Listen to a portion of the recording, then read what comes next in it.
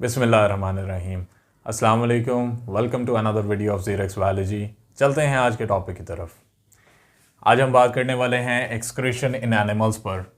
Excretion इन animals के बारे में जानने से पहले हम बात करेंगे एक्सक्रीशन क्या कौन सा प्रोसेस है। तो एक्सक्रीशन जो है that is the process where metabolic waste is eliminated. ये एक ऐसा प्रोसेस है जिसमें मेटाबॉलिक वेस्ट को बॉडी में से निकाला जाता है। और दूसरी तरफ हमारे जहन में एक और चीज़ क्लियर होनी चाहिए कि एक्सक्रीशन और डेफिकेशन दो डिफरेंट टर्मिनोलॉजीज़ हैं और इन दोनों प्रोसेस में फ़र्क है। एक्सक्रीशन मेटाबॉलिक वेस्ट को बॉडी में से निकालने का नाम है, यानी इन the form of urine in case of human. और दूसरी तरफ हमारे पास जो टर्मिनोलॉजी यूज़ होती है defecation, that is the elimination of undigested food from the body. तो यानी वो स्टूल की शक्ल में हमारी बॉडी में से डेफिकेट किया जाएगा, एलिमिनेट किया जाएगा। तो ये एक अपना माइंडसेट रखें कि एक्सक्रीशन और डेफिकेशन दो डिफरेंट हमारे पास टर्म्स हैं। अब कौन कौन से ऑर्गन्स जो हैं वो एक्सक्रीशन में हेल्प कर रहे हैं, तो वो हमारे पास किडनी है, लंग्स हैं, स्किन है, फिर अगेन इसमें आप लिवर को भी ऐड कर सकते हैं जो कि इसमें अपना एक रोल या पार्ट प्ले करता है। अब हम चलते हैं एक्सक्रीशन इन एनिमल्स में पाई जाने वाली एक्सक्रीटरी प्रोडक्ट्स की तरफ। तो एक्सक्रीटरी प्रोडक्ट्स में हमारे पास जो शामिल हैं वो हमारे पास अमोनिया है, कार्बन डाइऑक्साइड है, यूरिया है, यूरिक एसिड है, गवानीन है और कैरोटीन वगैरह शामिल हैं। तो इस लिहाज से हमारे पास ढेर सारी ऐसी एक्सक्रीटरी प्रोडक्ट्स बॉडी में शामिल होती हैं जो कि कुछ मेजर कह लेंगे क्वांटिटी में है और कुछ माइनर क्वांटिटी में मौजूद हैं।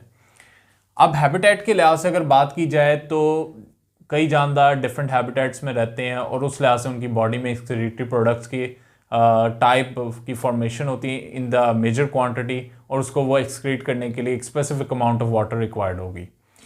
तो नॉर्मली जो मेटाबॉलिक वेस्ट बनता है वो दो चीज़ों से बनता है, एक प्रोटीन है, दूसरी तरफ हमारे पास न्यूक्लियर प्रोटीन्स में न्यूक्लिक एसिड एग्जाम्पल के तौर पे लिया जाता है। तो प्रोटीन्स जब ब्रेक होती हैं तो उनमें सब यूनिट्स उनके अमाइनो एसिड्स हैं और न्यूक्लिक एसिड में basically nitrogenous bases in the form of purines and pyrimidines. अब इन दोनों में जो बेसिक एक कॉमन स्टेप होता है दैट इज़ डीअमाइनेशन। डीअमाइनेशन का अमल होगा और आपके पास क्या है कि अमाइनो ग्रुप उसमें से निकाल दिया जाएगा। Deamination basically removal of amino group है। अब इससे आगे जो है फिर हैबिटेट के लिहाज से उस अमाइनो ग्रुप से कुछ मेजर किस्म की नाइट्रोजनस वेस्ट की प्रोडक्ट्स हासिल की जाएंगी। एक हमारे पास प्रोडक्ट होगी अमोनिया, दूसरी हमारे पास होगी यूरिया और तीसरी होगी यूरिक एसिड। अगेन हम यहाँ पे बात कर रहे हैं डिफरेंट हैबिटेट्स की। तो अगर देखें तो अमोनिया जो है उन जानदारों में एज ए एक्सक्रीटरी प्रोडक्ट पाई जाती है जो कि एक्वेटिक एनिमल्स हैं जिसमें कई किस्म की मछलियाँ शामिल होंगी। दूसरी तरफ जो यूरिया है, यूरिया ज़्यादातर मैमल्स हैं, कई एम्फीबियंस हैं, शार्क्स हैं और कुछ बॉनी फिशेज़ हैं जिनके अंदर जो है ये एक्सक्रीटरी प्रोडक्ट के तौर पे पाई जाती है। और ये सारे के सारे वो जानदार हैं जो कि रिस्ट्रिक्टेड सप्लाई ऑफ वाटर में अपनी ज़िंदगी गुजार रहे होंगे। कहने को शार्क्स या इनमें बॉनी फिशेस भी शामिल हैं जो कि हमें देखने में इस तरह लगता है कि ये तो एक्वेटिक एनिमल्स हैं, बट हो सकता है कि ये हाइपरटोनिक एनवायरनमेंट में रह रही हो जहाँ पे सॉल्ट्स की मिकदार ज़्यादा हो। तीसरे हमारे पास जो प्रोडक्ट है एक्सक्रीटरी वो यूरिक एसिड है और इसमें सबसे laser amount of water required होता है टू एक्सक्रीट आउट। तो उसमें बर्ड्स हैं जो कि बड़े एफिशिएंट किस्म के फ्लाई करते हैं, इंसेक्ट्स भी उनके अंदर शामिल हैं जो कि बड़े स्वेयर किस्म की कंडीशंस में सरवाइव करना जानते हैं। फिर उसमें रिप्टाइल्स हैं, कई किस्म के लैंड स्नेल्स शामिल हैं। अब ऐसे जानदार जो कि ammonia as a excretory product body में से निकालेंगे, एक्सक्रीट करेंगे, उन्हें हम अमोनोटैलिक कहेंगे। Organism that excrete ammonia as a excretory product are known as ammonotelic. और ये जो अमोनोटैलिक है, अगेन मैंने आपको जिस तरह बताया कि अमोनिया जो है वो सबसे टॉक्सिक शक्ल है नाइट्रोजनस वेस्ट की, और इसको वही जानदार रिटेन कर सकता है जिसके पास पानी की अमाउंट ज़्यादा हो, क्योंकि वो उसको उसकी लेस कंसनट्रेशन में सिंपली रिटेन करेगा और वो उसके लिए फैटल भी नहीं होगी। बट अगर वो किसी दूसरी एक्सक्रीटरी प्रोडक्ट को बॉडी में बना रहा है तो उसमें फिर कम पानी रिक्वायर्ड होता है और वो लेस टॉक्सिक शक्लें हैं नाइट्रोजनस वेस्ट की। तो उस लिहाज से हमारे पास क्या है कि अमोनिया जो है वही जानदार एक्सक्रीट करेंगे जिनके पास आपके पास देखा जाएगा कि पानी की अवेलेबिलिटी सबसे ज़्यादा है।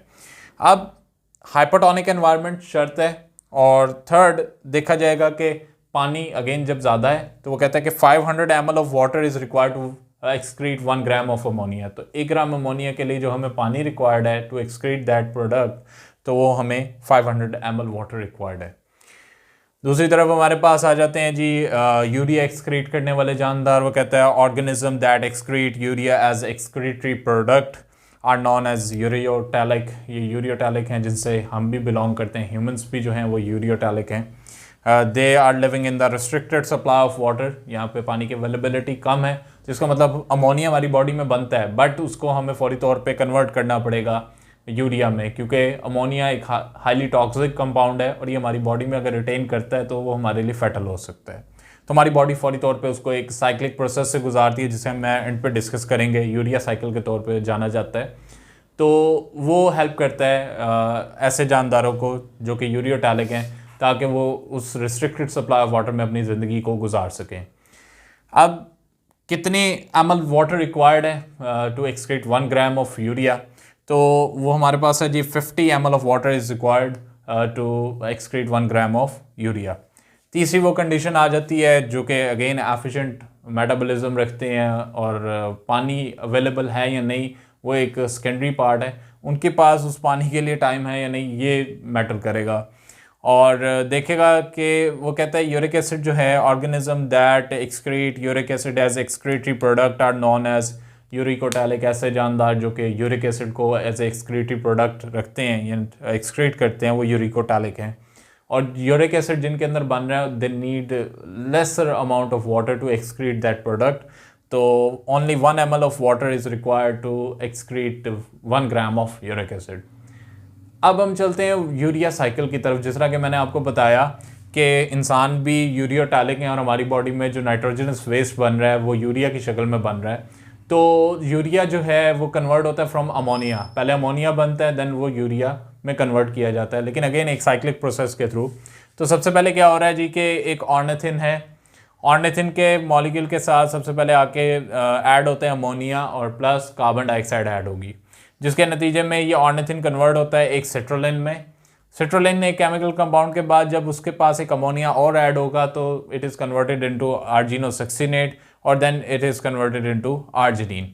आर्जिनिन के पास जब बात पहुंचती है तो वहाँ पे एक एंजाइम होता है जिसे हम कहते हैं आर्जिनेज। आर्जिनेज क्या करेगा कि उस आर्जिनिन में से यूरिया को अलग कर देगा और देन दोबारा से इस साइक्लिक प्रोसेस को चलाने के लिए ऑर्निथिन प्रोड्यूस होगा। तो साइक्लिक प्रोसेस आपको भी पता है कि कंटिन्यूस होता है, इसमें कहीं पे ब्रेक भी नहीं है। और सेकेंडली ये इसी सेम कह लें कि साइक्लिक फॉर्म में चलता रहेगा। और यही जो चीज़ें हैं ये फिर यूरिया एट द एंड फिर किडनीज के पास जाके फिल्टर होता है और देन हमारे बॉडी में से थ्रू एक्सक्रीशन बॉडी में से एक्सक्रीट आउट कर दिया जाता है। तो ये बेसिक आज के हमारी डिस्कशन थी रिलेटेड एक्सक्रीशन इन एनिमल्स। फिर हमने देखा कि एक्सक्रीशन और डेफिकेशन में क्या फ़र्क था। फिर हमने जाना कि एक्सक्रीटरी प्रोडक्ट्स जो हैं वो किस तरह हैबिटेट पे डिपेंड करती हैं, कौन कौन सी एक्सक्रीटरी प्रोडक्ट्स थी, और लास्ट में हमने यूरिया साइकिल पे बात की। तो आज का लेक्चर हमारा बस इतना ही था। होती है मुलाकात आपसे नेक्स्ट वीडियो में, तब तक के लिए अल्लाह हाफ़िज़।